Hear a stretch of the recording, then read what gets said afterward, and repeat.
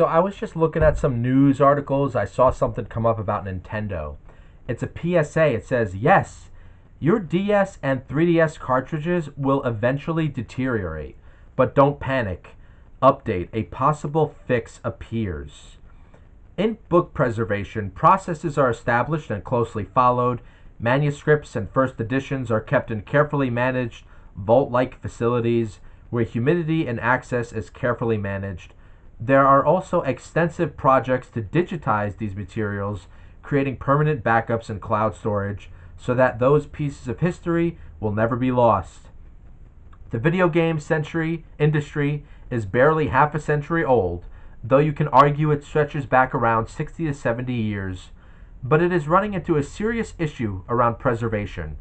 Yet, when we talk about problems keeping games alive, we often refer back to the NES era or earlier, or the dreaded disk rot of early systems that used that particular technology.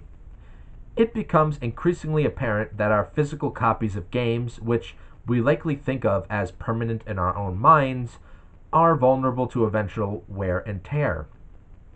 In case you missed it, this has come into rather sharp focus with talk online of numerous PAL copies of Pokemon Omega Ruby and Alpha Sapphire starting to fail, with some players stating their copies have long since died. It seems early for these games to be failing, and seemingly in reasonable numbers. One possibility is that a specific PAL manufacturing run had either cheap or faulty components in the process, as even a memory associated with DS and 3DS cartridges shouldn't be dying this early. However, it's important to recognize that cartridges, like their disc-based chums, will encounter reliability issues down the line due to acknowledged lifespan limitations. That's the difference between modern media and our example of books, of course. Technology based on memory cards or disk aren't forever. They're mechanical devices that will fail. So what sort of lifespans are we looking at? Well, it depends.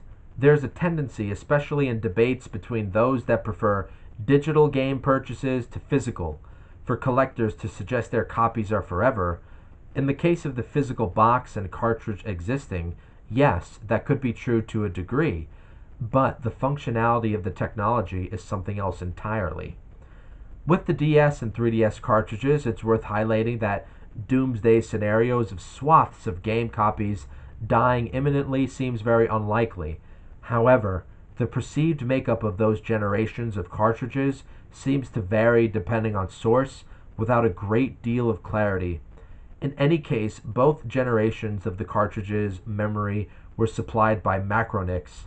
It seems that DS cartridges may have a form of masked ROM for media up to a certain size, which is non-writable. With a small amount of flash memory at the very least for saved data, in the case of the 3DS, it appears to be purely flash memory, albeit with different types handling game and save data, for example. In terms of flash memory, it can be prone to accelerated deterioration or wear, so the aforementioned ORASC issue could be down to a poor batch of memory, and if the component failed, it could take the game's functionality with it. This, in reality, should be a rare issue that will nonetheless disappoint anyone affected. And here's the update. May 6th. Wow, this is an old article. With regards to the ORAS issue, we had a reader reach out to us who may have identified the cause of the cartridge problem, and it may explain why it has seemingly affected a particular batch in meaningful numbers. It is anecdotal, of course, but you can view the video below, in which resoldering the chip seems to get the game working again. It's an interesting potential fix, even if it's not possible at this point to confirm it as a solution. So look, it's sad if that's true, and even if it's rare. But I always thought about this because it's strange. I know people who have like old NES cartridges that like have lasted since they've owned it. So how long has that been out, right? Like 90, 2000, 10, 20. Like, so you might have cartridges out there that are 40 years old and they still work, you know? Is there Macronix? I'm not familiar with that company that worked on the 2DS. I mean the DS and the 3DS cartridges.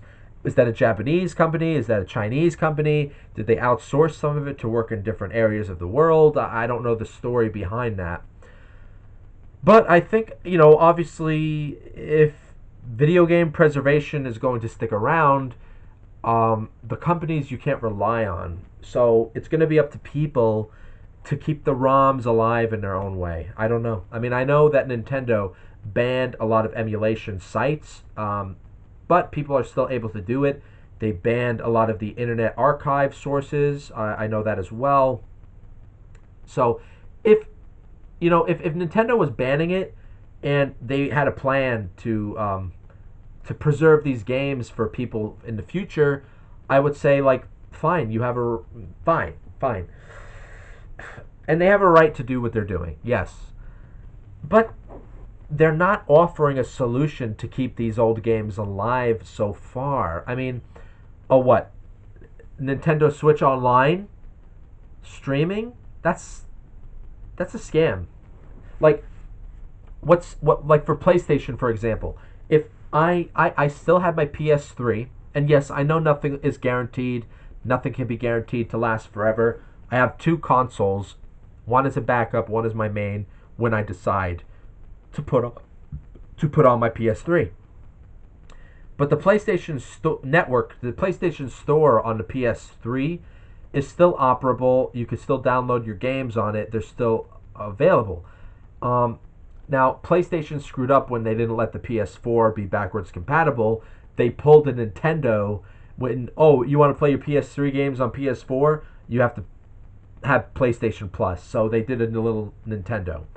They did correct it when you could buy a PS5 and all your PS4 games, like pretty much all your PS4 games, you could play on your PS5. So that's a good way to that like I think Nintendo should do that. They should have did that for DS games for the Switch somehow. I don't know. I really don't know. Um, but I don't think they're doing a favor. I don't think they're doing a good job keeping the DS era and the 3DS era alive. I don't think that should die, and I don't frankly think it should just be kept in the hands of modding and emulation and people doing that still. I mean that's right now one of the ways that's happening, but yeah, like clearly the companies don't really give a shit about preservation. And if it was an ideal world, Nintendo would be preserving that library for us, for it to be accessible physically, where it would be we could own it again somehow, you know. And all they do is wait years and years to do remakes or ports. Like it takes too long. I mean, 3DS now is what 11, 12 years old, and they don't make anything with it. Why can't you make that accessible now? Like, what money could you make from that now? Like, besides making a port or a remake, and if you, I don't know, I don't know. That's I just thought I would talk about this because I think it is sad the idea that maybe one day there won't be any of these games, you know. But maybe that won't even happen in my lifetime, and maybe generations will figure out how they could replay these games if they really want to. But frankly, I'm not too worried about it because you know how age and time is. Future generations of children, they might not even mostly be interested in what we liked. You know, maybe that some will, uh, but not enough for it to be a crisis or a problem. So basically, message of the video: enjoy what you have now, enjoy your time with it, enjoy your time with your family, of course, as well, because none of this lasts forever. Nothing lasts forever. So enjoy what you have.